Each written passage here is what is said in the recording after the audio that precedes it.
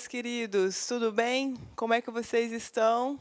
Firmes e fortes nessa caminhada, nessa árdua preparação para as carreiras públicas, para os concursos públicos. Nós da LAC estamos aqui, eu estou aqui para acompanhá-los em mais uma preparação, em mais uma aula de preparação. E nós, meus queridos, hoje vamos dar continuidade ao estudo sequencial do inquérito policial.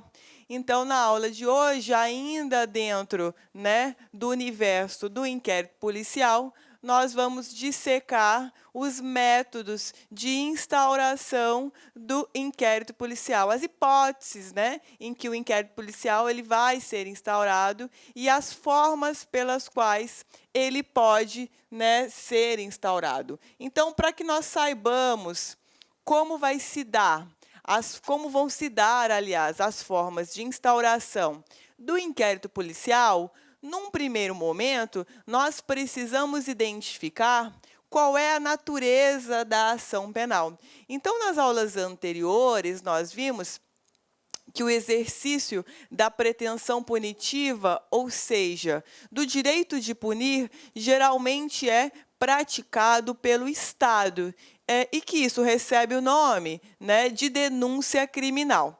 Por outro lado, muitas vezes, em raríssimas exceções, esse direito de punir, essa pretensão punitiva, ela é titularizada pelo próprio particular, que é o que nós denominamos de ação penal privada. Claro que na aula de ação penal, não se preocupem, não é esse o momento hoje, nós vamos dissecar tudo aquilo de mais importante que você precisa saber sobre a ação penal, de natureza pública ou de natureza privada. Mas, por hora, na aula de hoje, para que nós possamos compreender como e de que maneira o inquérito policial ele poderá ser instaurado, nós temos que nos recordar e aprender, basicamente, que a ação penal, quando titularizada pelo próprio ofendido, é chamada de ação penal privada, por isso o nome privada, porque titularizada pelo ofendido ou por seus representantes legais ou familiares, depois nós vamos estudar isso com calma, e que ela, por outro lado, pode ser titularizada, e inclusive é essa regra, pelo Estado. Por isso, a denominação de ação penal pública, ok? Agora, veja que a ação penal pública ela é fragmentada em duas espécies. Ação penal pública incondicionada, que será o foco do nosso estudo na aula de hoje, na próxima aula, e ação penal pública condicionada à representação. Veja que nessa segunda hipótese, na ação penal pública condicionada à representação, embora o titular para a propositura da ação da denúncia criminal, seja o Estado, o ofendido ele vai ter que representar, ou seja, ele vai ter que autorizar o Estado para que ele possa denunciar a pessoa que praticou o crime. Então, veja que nesse segundo caso, embora ela também tenha uma natureza pública, porque titularizada ainda pelo Estado, nessa segunda hipótese é necessário que o ofendido autorize, dê a sua anuência para a propositura da respectiva denúncia criminal. Então, como eu disse, na aula de ação penal, nós vamos fragmentar e estudar sobre todas elas de maneira detalhada. Então, no entanto, para nós agora, nós temos que entender, portanto, que se a ação penal ela é privada, ou seja, titularizada pelo próprio ofendido, o que vai acontecer? Como que o inquérito ele vai ser instaurado? Então, veja, mediante requerimento do próprio ofendido ou do representante legal. Então, por exemplo, suponhamos que eu fui injuriada. Então, alguém me xingou, praticou um xingamento contra mim. Então, falou, professora, a senhora é uma babaca, a senhora é uma idiota. Então, suponhamos que, por se tratar de um crime de injúria, de ação penal privada, o que vai acontecer? Eu né, tenho que requerer ao delegado de polícia, à autoridade policial, para que ele instaure um inquérito policial para a apuração da prática em tese desse crime de injúria. Então, veja, porque titularizada pelo ofendido, o próprio ofendido ou através do seu representante legal é quem tem que requerer ao delegado de polícia a instauração do inquérito. Por outro lado, se ela é uma ação penal pública condicionada à representação. Então, veja, titular Estado, mas o quê? O ofendido tem que autorizar através da representação. Nessa hipótese, como que o inquérito vai ser instaurado? Através da representação do ofendido. Então, por exemplo, sofri um crime de ameaça, um crime de ação penal pública condicionada à representação. Então, veja que eu vou até a delegacia de polícia, lavro um boletim de ocorrência, levando ao conhecimento do delegado de polícia a prática do crime de ameaça, ou seja, que eu fui ameaçada. E vejam vocês que eu vou assinar um termo de representação ou manifestar de alguma forma no corpo daquele boletim de ocorrência, geralmente na descrição dos fatos, de que eu desejo representar criminalmente contra o meu ofensor, contra aquele que me ameaçou. Então, veja que a partir disso, aí sim o delegado ele vai instaurar o inquérito policial. Por outro lado, nós temos também a hipótese da ação penal pública condicionada, né, à representação ou à requisição do ministro da Justiça, que é um caso mega específico que nós vamos fragmentá-lo, dissecá-lo lá em ação penal. Mas para nós, na aula de hoje, se o crime ele é de ação penal pública condicionada à representação ou condicionado à requisição do ministro da Justiça, nessas duas hipóteses, o delegado ele necessita ou da representação do ofendido ou da requisição do ministro da Justiça, ok? E, por fim, nós temos ação penal pública incondicionada. Na incondicionada, o que vai acontecer, gente? Que é o objeto do nosso estudo da aula de hoje. Nós vamos ter as formas de instauração do inquérito, mas que não vão depender nem de requisição do ministro da Justiça, nem de representação do ofendido.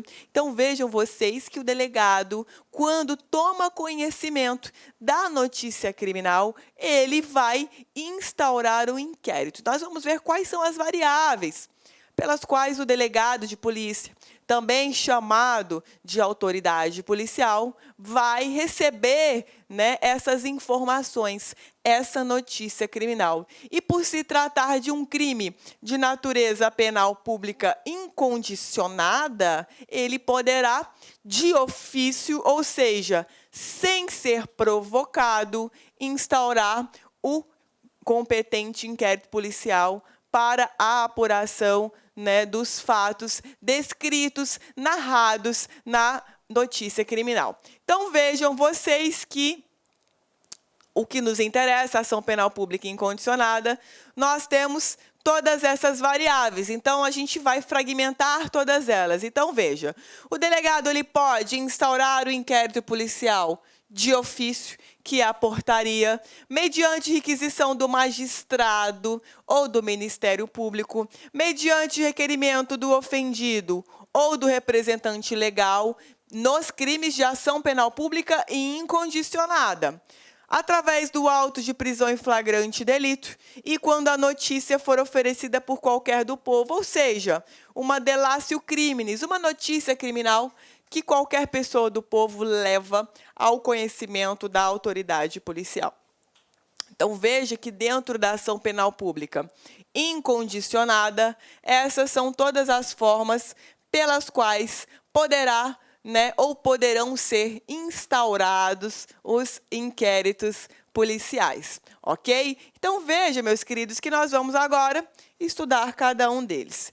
Veja, instauração de ofício, que é através da portaria. O que acontece na instauração de ofício? o próprio delegado de polícia.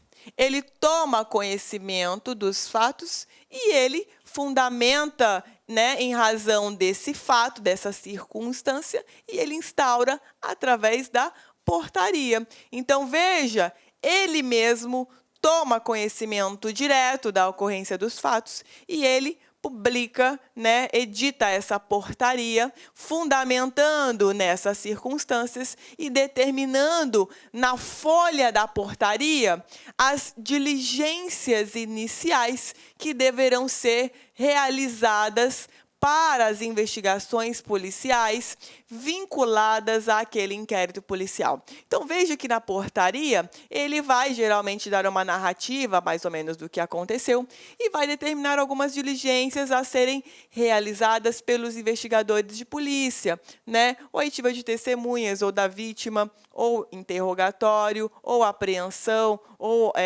determinação, aliás, de um exame pericial, algumas diligências preliminares, né, básicas, iniciais, imprescindíveis ali para que se realize, ao menos, né, a coleta de alguns elementos já suficientes ou indiciários com relação, né, à veracidade daquilo que está sendo investigado. Por outro lado, nós temos a requisição do juiz ou do Ministério Público. Então, veja, muitas vezes é levado, né, ao conhecimento dos magistrados ou dos promotores que houve a ocorrência de determinado crime. E como eles não possuem, em regra, aliás, o juiz não possui de nenhuma forma, e como o magistrado não possui atribuição investigativa, e o promotor, quando possui, é uma exceção da exceção, que depois nós vamos estudar quando, né, eles remetem aquela notícia criminal para o delegado de polícia sob a forma de requisição. Então, exemplo, professora, dá um exemplo disso daí que está complicado. Então, muitas vezes, o que vai acontecer? O delegado, aliás, o magistrado, ele pode constatar que houve a prática de um crime em um processo de direito de família, por exemplo. Então, houve lá, né, numa ação cível, na vara cível, uma vara especializada de família e sucessões, tramitando um processo de investigação de paternidade, e o exame de DNA era um exame falso. Então, o juiz ele constatou, né, a falsidade aparente desse documento, né? E o que ele vai fazer? Ele não tem competência jurisdicional para processar e julgar, né, nem se, né, já se houvesse provas de que de fato foi falsificado, e muito menos ainda, né, ele pode investigar aquilo ali. Então, o que ele vai fazer? Ele vai extrair as cópias principais daquele processo de natureza civil, veja, estamos dentro de uma investigação de paternidade, e ele vai encaminhar isso para o delegado de polícia, dizendo, olha, considerando nesses autos, né, a aparência... Olá, meus amigos, minhas amigas, sou o professor Luiz Antônio Carvalho, com muito prazer, muita satisfação, estou aqui para fazer um convite muito especial para você que quer continuar estudando com a professora Laila. A professora Laila, professora aqui da Lá Concurso já faz algum tempo, nossa professora aí que nós temos muito orgulho de tê-la no nosso quadro. Ela gravou, entre outros módulos, uma isolada de Direito Processual Penal, é isso mesmo, né? Direito Processual Penal, da professora Laila, tá? Este curso, essa isolada da Laila, ela tem acesso aí de 30 dias, e durante 30 dias você tem aí o direito de assistir quantas vezes quiser e na hora que desejar. Professor, qual que é o investimento? R$1 por dia, é isso mesmo, né? Apenas por R$30 você vai ter direito aí a todas essas aulas de Direito Processual Penal com a professora Laila aqui na Lá Concurso. Então espero vocês, um forte abraço, fique com Deus, tchau, tchau.